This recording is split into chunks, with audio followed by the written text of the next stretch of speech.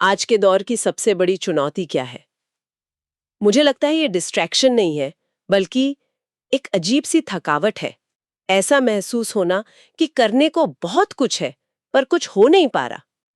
और जो पुराने टाइम मैनेजमेंट के तरीके हैं, वो अब उतने कारगर नहीं लगते है ना। कैलेंडर तो भरा हुआ है, टू डू लिस्ट लंबी होती जा रही है, लेकिन दिन के आखिर में लगता है कि बस भागते ही रहे, कुछ ठोस काम तो हुआ ही नहीं। इसीलिए आज हम एक बिल्कुल नए नजरिए पर बात करने वाले हैं।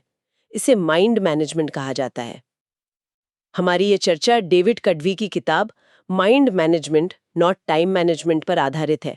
और इसका आइडिया बहुत सरल है, लेकिन मतलब बहुत गहरा है। असली खेल घड़ी की सुइयों पर काबू पाने का नहीं, बल्कि अपनी क्रिएटिव एनर्जी को समझने और उसे सही दिशा देने का है। तो आज हमारी इस गहरी पड़ताल का मिशन है ये समझना कि अपने दिमाग को मैनेज करके कैसे ज्यादा प्रोडक्टिव और क्रिएटिव बना जा सकता है, और वो भी बिना किसी जल्दबाजी या बर्नआउट के। हम उस तरीके को खोजना चाहते हैं जिससे काम बोझ न लगे, बल्कि एक स्वाभाविक प्रक्रिया बन जाए। और यहाँ ये समझना जरूरी है कि ये चर्चा सिर्फ समय को अलग अलग कामों में बांटने की पुरानी तरकीबों से बिल्कुल अलग है। ये अपने काम को अपनी मानसिक स्थिति, मतलब मेंटल स्टेट के साथ मिलाने के बारे में है। और ये उन लोगों के लिए तो बहुत ही काम की चीज है जो एक लंबी टू डू लिस्ट देखकर ही अपना सारा मोटिवेशन खो देते हैं।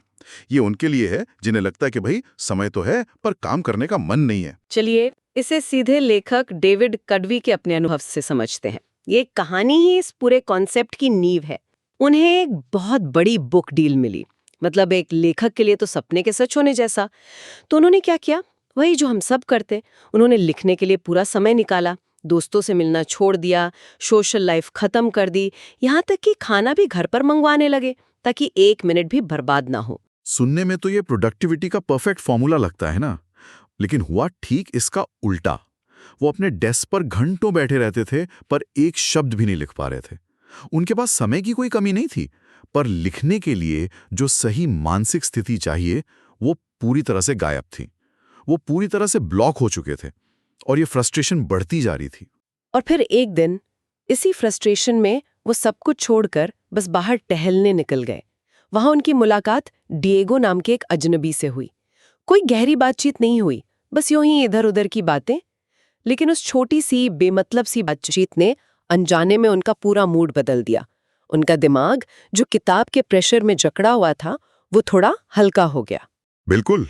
और जब वो घर लौटे तो एक चमत्कार सा हो गया। जिस किताब पर वो महीनों से एक शब्द नहीं लिख पा रहे थे, उसका पहला चैप्टर उन्होंने सिर्फ 1 घंटे में लिख दिया। यहीं से उन्हें वो हाँ मोमेंट मिला। समस्या समय की नहीं थी, समस्या सही मानसिक ऊर्जा की थी। यहीं से माइंड मैनेजमेंट का सार सामने आता है। ये सवाल पूछना नहीं है कि अभी मैं क्या कर सकता हूं, क्योंकि इस सवाल से अक्सर हम वही काम चुनते हैं जो आसान हो, या हम टाला मटोल करने लगते हैं। तो सही सवाल क्या है फिर? सही सवाल है, अभी मैं कौन सा काम करने के मूड में हूं। हो सकता है आपका दिमाग अभी कुछ नया सोचने के लिए तैयार हो, या हो सकता है वो सिर्फ कुछ पुराने ईमेल का जवाब देने की हालत में हो। जब आप अपने काम को अपनी मानसिक स्थिति के साथ मिला देते हैं तो ऊर्जा और समय दोनों की बर्बादी नहीं होती, काम में जबरदस्ती नहीं लगती। तो अगर ये सब सही मानसिक स्थिति बनाने के बारे में है, तो सवाल ये है कि उसे पाया कैसे जाए, क्योंकि हमारा मूड तो बदलता रहता है। स्रोत में क्रिएटिव स्वीट स्पॉट की बात की गई है, और इसे खोजने के लिए 2 तरह की सोच का इस्तेमाल करने की सलाह दी गई है, डाइवर्जेंट और कन्वर्जेंट थिंकिंग। ये सुनने में थोड़े टेक्निकल लगते हैं, पर इनका मतलब बहुत सीधा है। बिल्कुल। डाइवर्जेंट थिंकिंग का मतलब है जब आपके विचार पूरी तरह बिखरे हुए होते हैं। आप एक साथ कई दिशाओं में सोच रहे होते हैं, कोई रोक टोक नहीं, कोई फिल्टर नहीं। जैसे एक नई फिल्म की कहानी लिखने से पहले आप किरदारों, प्लॉट, अलग अलग अंत, सब कुछ के बारे में सोचते हैं। यस। ये विचारों का एक खुला मैदान है। दूसरी तरफ कन्वर्जेंट थिंकिंग तब होती है जब आप उन सभी बिखरे हुए विचारों को इकट्ठा करके किसी एक सबसे अच्छे विकल्प को चुनते हैं। आप विश्लेषण करते हैं, फिल्टर करते हैं और एक नतीजे पर पहुंचते हैं। अच्छा, यानी एक है विचारों को फैलाना और दूसरा है उन्हें समेटना। और स्रोत कहता है कि बेहतरीन आइडिया के लिए इन दोनों का संतुलन बहुत जरूरी है। अगर आप सिर्फ फैलाते रहेंगे तो कभी कुछ बना नहीं पाएंगे, और अगर आप शुरू से ही समेटने की कोशिश करेंगे तो कोई नया आइडिया आएगा नहीं। एकदम सही। और दिलचस्प बात यह है कि इसमें हमारी बॉडी क्लॉक की भी एक बड़ी भूमिका है। हमारी एनर्जी पूरे दिन एक जैसी नहीं रहती। ये एक साइकिल में ऊपर नीचे होती रहती है। जैसे स्रोत में बताया गया है कि दोपहर करीब 2:30 बजे हम में से ज्यादातर लोग सबसे ज्यादा सुस्त महसूस करते हैं। वैज्ञानिक भाषा में इसे पोस्ट लंच डिप कहते हैं। ये वो समय है जब हमारा स्लीप साइकिल और जागे रहने का सिस्टम एक दूसरे से टकराता है। लेकिन ये तो हर किसी के लिए अलग अलग हो सकता है ना। मैं तो सुबह उठने वालों में से नहीं हूँ, मेरा दिमाग तो रात में ज्यादा चलता है, तो क्या ये नियम मुझ पर लागू नहीं होता? बहुत अच्छा सवाल है, और इसका जवाब है कि ये कोई नियम नहीं बल्कि एक पैटर्न है जिसे आपको खुद के लिए खोजना है। मुद्दा सुबह उठने वाला या रात में जागने वाला होने का नहीं है, मुद्दा अपनी बॉडी क्लॉक को समझने का है। कई सफल लेखक और कलाकार जैसे वर्जीनिया वुल्फ सुबह के समय काम करना पसंद करते थे क्योंकि तब वे सबसे ज्यादा अलर्ट और डिस्ट्रैक्शन से दूर होते थे। वहीं कई और लोग रात में अपना बेस्ट काम करते हैं। जब आप अपने पैटर्न को समझ जाते हैं तो आप अपना सबसे जरूरी और मुश्किल काम उस समय के लिए रख सकते हैं जब आपकी एनर्जी सबसे ज्यादा होती है। वही आपका क्रिएटिव स्वीट स्पॉट है। इसी से जुड़ा एक और बहुत ही प्रैक्टिकल तरीका स्रोत में दिया गया है, फर्स्ट आवर रूल। इसका मतलब है अपने दिन का पहला घंटा बिना किसी डिस्टर्बेंस के अपने सबसे जरूरी प्रोजेक्ट पर लगाना। फोन नहीं, ईमेल नहीं, सोशल मीडिया नहीं, बस आप और आपका सबसे जरूरी काम। पर यहाँ भी वही सवाल है, यह हर किसी के लिए काम नहीं कर सकता। जिनके छोटे बच्चे हैं या जिनकी सुबह की जिम्मेदारियां अलग है, उनके लिए क्या विकल्प है? ये एक वाजिब चिंता है। और फर्स्ट आवर का मतलब सुबह के 6 बजे ही नहीं है। इसका मतलब है आपके काम के दिन का पहला घंटा। हो सकता है आपका काम का दिन सुबह 10 बजे शुरू होता हो या दोपहर में। इसका असली मकसद ये है कि आप दिन की शुरुआत दूसरों की ज़रूरतों को पूरा करने से न करें, बल्कि अपनी प्राथमिकता से करें। जब आप दिन की शुरुआत ही अपने सबसे महत्वपूर्ण काम में एक छोटी सी जीत हासिल करके करते हैं, तो पूरे दिन के लिए एक सकारात्मक लय बन जाती है। आलस और दूसरी रुकावटों की संभावना वो अपने आप कम हो जाती है। ठीक है, तो अपनी एनर्जी को समझना और दिन की शुरुआत सही काम से करना, ये समझ में आता है। लेकिन क्रिएटिविटी तो इससे भी ज्यादा पेचीदा है। हमें लगता है कि यह एक सीधी लाइन में चलने वाली प्रक्रिया है। एक आइडिया आया, हमने उस पर काम किया और वो पूरा हो गया। पर असल में ऐसा होता नहीं है। स्रोत कहता है कि इसके 4 चरण होते हैं और हर चरण की अपनी अहमियत है। बिल्कुल। पहला चरण है प्रेपरेशन, यानी तैयारी। इसमें आप अपने प्रोजेक्ट के बारे में हर संभव जानकारी इकट्ठा करते हैं, रिसर्च करते हैं, ब्रेनस्टॉर्म करते हैं। जैसे लेखक डेविड कड़वी ने अपनी किताब के लिए अपने लिविंग रूम में चारों तरफ किताबें, अखबार और जर्नल्स फैला रखे थे। ये वो दौर है जब आप अपने दिमाग को जानकारी से, विचारों से, संभावनाओं से भर रहे होते हैं। आप अभी कुछ बना नहीं रहे, बस कच्चा माल जमा कर रहे हैं। इसके बाद आता है दूसरा चरण, इंक्यूबेशन। और मेरे ख्याल से ये सबसे ज्यादा नजरअंदाज किया जाने वाला चरण है। इसका मतलब है कि आप उस प्रोजेक्ट पर सीधे काम नहीं कर रहे होते, बल्कि उसे अपने अवचेतन मन में पकने का समय देते हैं। अब ब्रेक लेते हैं, टहलने जाते हैं, कोई और काम करते हैं या बस आराम करते हैं। हम अक्सर सोचते हैं कि अगर हम काम नहीं कर रहे तो समय बर्बाद कर रहे हैं, लेकिन ये चरण उतना ही जरूरी है जितना कि काम करना। हाँ, क्योंकि जब आप खुद को जबरदस्ती काम करने पर मजबूर करते हैं तो फ्रस्ट्रेशन ही होती है। लेकिन जब आप एक कदम पीछे हटते हैं तो आपका अवचेतन मन उन सभी जानकारी के टुकड़ों को जोड़ने का काम करने लगता है जो आपने प्रिपरेशन स्टेज में इकट्ठे किए थे।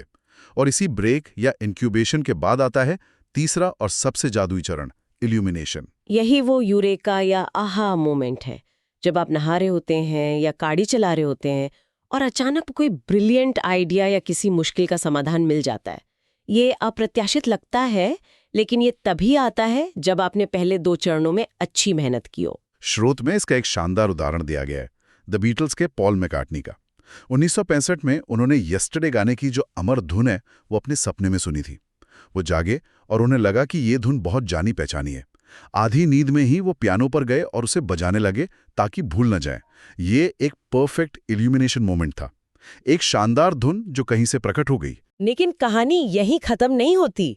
ज्यादातर लोग सोचते हैं कि बस काम हो गया, जीनियस को आइडिया मिल गया, पर ऐसा नहीं है। बिल्कुल नहीं। और यहीं चौथा और आखिरी चरण आता है, वेरिफिकेशन। सपने में धुन सुनने के बाद पॉल को महीनों तक यकीन नहीं था कि वो धुन ओरिजिनल है। उन्हें लगा कि शायद उन्होंने इसे बचपन में कहीं सुना होगा और ये किसी और की रचना है। उन्होंने संगीत की दुनिया में हर किसी से पूछा, क्या आपने ये धुन पहले सुनी है? उन्होंने ये पक्का करने में 1.5 साल लगा दिया कि वो धुन वाकई उनकी अपनी है। इसी दौरान उन्होंने गाने के बोल लिखे और उसके अरेंजमेंट को सुधारा। इससे पता चलता है कि एक महान कृति बनाने के लिए सिर्फ आहा मोमेंट काफी नहीं है, उसे परखना, तराशना और उस पर मेहनत करना भी उतना ही जरूरी है। ये कहानी कमाल की है क्योंकि ये दिखाती है कि क्रिएटिविटी कोई जादू नहीं है, बल्कि एक प्रक्रिया है और हर चरण को उसका समय देना पड़ता है। तो हमारे पास क्रिएटिविटी के ये 4 चरण तो हैं, लेकिन दिन प्रतिदिन के काम को कैसे मैनेज करें? हर काम के लिए एक जैसा मूड या एक जैसी एनर्जी नहीं होती। एक रिपोर्ट लिखने के लिए अलग तरह का फोकस चाहिए और नए आइडिया सोचने के लिए अलग। यहीं पर माइंड मैनेजमेंट का सबसे प्रैक्टिकल टूल आता है। स्रोत में 7 अलग-अलग मेंटल स्टेट्स यानी मानसिक अवस्थाओं के बारे में बताया गया है। ये एक तरह से आपके दिमाग के अलग-अलग गियर हैं और दिन भर में हमें इन सभी गियर्स की जरूरत पड़ती है। चलिए इन 7 पर एक नजर डालते हैं। पहली है प्रायोरिटाइज। ये वो अवस्था है जब आप योजना बनाते हैं, सोचते हैं कि क्या जरूरी है और उसे कैसे करना है। ये हफ्ते की शुरुआत में या दिन के शुरू में हो सकती है। दूसरी है एक्सप्लोर। इसमें आप बिना किसी खास लक्ष्य के बस अपनी जिज्ञासा को आज़ाद छोड़ते हैं। आप कुछ नया सीखते हैं, दिलचस्प आर्टिकल पढ़ते हैं। इसका कोई सीधा नतीजा नहीं होता, पर यह भविष्य के आइडियाज़ के बीज बोता है। और तीसरी है रिसर्च, जो एक्सप्लोर करने से अलग है। इसमें आप किसी विशिष्ट सवाल का जवाब ढूंढ रहे होते हैं। चौथी है जेनरेट। ये वो अवस्था है जब आप असल में कुछ नया बना रहे होते हैं, जैसे पहला ड्राफ्ट लिखना, कोडिंग करना या पेंटिंग शुरू करना। इसमें बहुत ज़्यादा मानसिक ऊर्जा लगती है। बिल्कुल। 5वीं है पॉलिश। इसमें आप पहले से किए हुए काम को एडिट करते हैं, सुधारते हैं और बेहतर बनाते हैं। ये जनरेट करने से कम ऊर्जा लेती है। 6ठी है एडमिनिस्ट्रेटिव। ये जीवन की दूसरी छोटी मोटी लेकिन ज़रूरी जिम्मेदारियां पूरी करने के लिए है, जैसे बिल भरना, ईमेल का जवाब देना, मीटिंग शेड्यूल करना। और 7वीं सबसे ज़रूरी, जिसे हम अक्सर भूल जाते हैं, वो है रिचार्ज, यानी आराम करना, ब्रेक लेना और खुद को तरोताज़ा करना। ये लिस्ट बहुत अच्छी है, लेकिन असल दुनिया में तो डेडलाइन होती है। मान लीजिए रिपोर्ट कल सुबह देनी है और मेरा मूड जनरेट करने का बिल्कुल नहीं है, बल्कि रिचार्ज करने का है। तब क्या ये सिस्टम वहां फेल नहीं हो जाता? ये इस सिस्टम की सबसे बड़ी चुनौती है और इसका जवाब थोड़ा बारीक है। माइंड मैनेजमेंट का मतलब ये नहीं है कि आप डेडलाइन को नज़रअंदाज करते हैं। इसका मतलब है कि आप अपने दिन और हफ्ते को इस तरह से प्लान करें कि आप सही समय पर सही मानसिक अवस्था में हों। अगर आपको पता है कि कल रिपोर्ट लिखनी है, तो आप आज का दिन उस तरह से डिज़ाइन करेंगे कि कल सुबह आपकी जनरेट करने की एनर्जी सबसे ज़्यादा हो। आप आज रात अच्छी नींद लेंगे, जो कि रिचार्ज है। सुबह के पहले घंटे में कोई और काम नहीं रखेंगे, यानी प्रायोरिटाइज करेंगे, और फिर लिखने बैठेंगे। ये एक प्रतिक्रियात्मक होने के बजाय एक सक्रिय दृष्टिकोण है। और इन सभी अवस्थाओं को एक बड़े सिस्टम में फिट किया गया है, जिसे क्रिएटिव सिस्टम कहा जाता है। ये सिर्फ एक लिस्ट नहीं, बल्कि एक पूरा फ्रेमवर्क है। इसमें क्रिएटिव साइकिल भी शामिल है, जो काम और आराम का एक दोहराया जाने वाला चक्र है। हाँ, और इस सिस्टम की सबसे शक्तिशाली बात है मिनिमम क्रिएटिव डोज का कॉन्सेप्ट। ये वो सबसे छोटा काम है जो आप अपने प्रोजेक्ट को आगे बढ़ाने के लिए कर सकते हैं, चाहे आपका मूड कैसा भी हो। जैसे अगर आपको एक किताब लिखनी है, तो मिनिमम डोज हो सकता है सिर्फ एक पैराग्राफ लिखना, या अगर कोई बड़ा सॉफ्टवेयर बनाना है तो बस कोड की 5 लाइनें लिखना। इसमें मुश्किल से 10-15 मिनट लगते हैं। इससे मेरे पास समय नहीं है वाला बहाना तो पूरी तरह खत्म हो जाता है। कोई भी 10 मिनट तो निकाल ही सकता है। ठीक, यही बात है। और ये हमें एक और दिलचस्प कॉन्सेप्ट पिलाता है, जिसे ओपन लूप्स कहा जाता है। मनोवैज्ञानिक रूप से जब हम कोई काम अधूरा छोड़ते हैं, तो वो हमारे दिमाग में खुली हुई फाइल की तरह घूमता रहता है। इसे ज़ाइगार्निक इफेक्ट कहते हैं। आमतौर पर इसे एक नेगेटिव चीज माना जाता है जो तनाव पैदा करती है। हाँ, जैसे कोई अधूरा काम दिमाग में खटकता रहता है। बिल्कुल। लेकिन क्रिएटिव सिस्टम इसका सकारात्मक इस्तेमाल करता है। जब आप एक छोटा सा काम शुरू करते हैं, जैसे वो मिनिमम क्रिएटिव डोज, तो आप जानबूझकर एक ओपन लूप बना देते हैं। अब वो प्रोजेक्ट आपके दिमाग के बैकग्राउंड में चलता रहता है। ये लूप आपको बिना किसी अपराध बोध या तनाव के उस प्रोजेक्ट पर वापस खींच लाता है।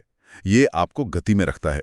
आपने बस एक बीज बो दिया है और अब आपका दिमाग खुद ही उसे सींचने के बारे में सोचने लगता है। ये टालामटूल को हराने का एक बहुत ही चालाक तरीका है। तो कुल मिलाके ये सारी चर्चा हमें यही बताती है कि असली प्रोडक्टिविटी का रास्ता घड़ी को देखने या घंटों की गिनती करने से नहीं, बल्कि अपने मन की स्थिति को समझने और उसका सम्मान करने से होकर गुजरता है।